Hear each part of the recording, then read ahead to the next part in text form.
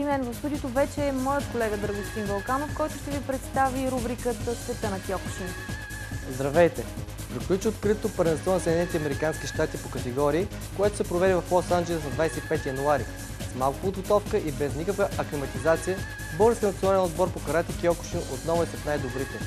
Надежда Петрова е шампионка по карате Киокушин на открито първенство на Америка по категории. Тя стана първа в категория до 65 кг. Станислава Бойчева е вице-шампионка на категория до 55 кг при жените, но да не забравяме, че все още е девойка. При мъжете Никола Кирчев е със сребро в категория до 70 кг. Стилян Петров също е втори в категория до 80 кг. В същата категория Младен Банушев губи от фаворита Николай Стоян от Румъния, но е изиграл много силна среща. Йордан Янев пък е с бронз в категория до 90 кг. Това е първи международен медал за него. Петър Мартинов е втори при най-тежките, като пада от американец след 2 продължения и ощетяване от съдиите. Венцислав Шолин, който от 3 години живее и се подготвя в Лос-Анджелес, загуби втора среща от японеца Шухей Ямамото. Поздравления за нашите и дано летящия им старт в първото международно състезание да продължи през цялата година и да се връщат винаги с медали. А сега продължаваме с втората част от представянето на поредицата основни удари и блокове в най-твърдия стил карате.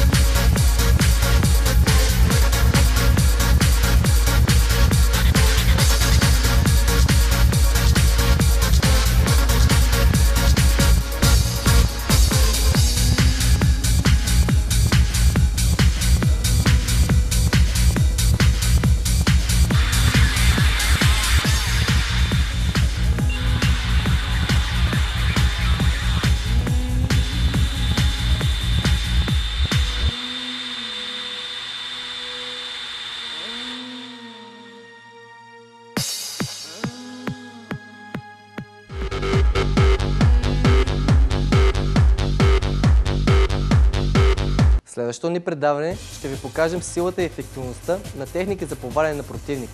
А сега останете с моята колежка Рени Новкова.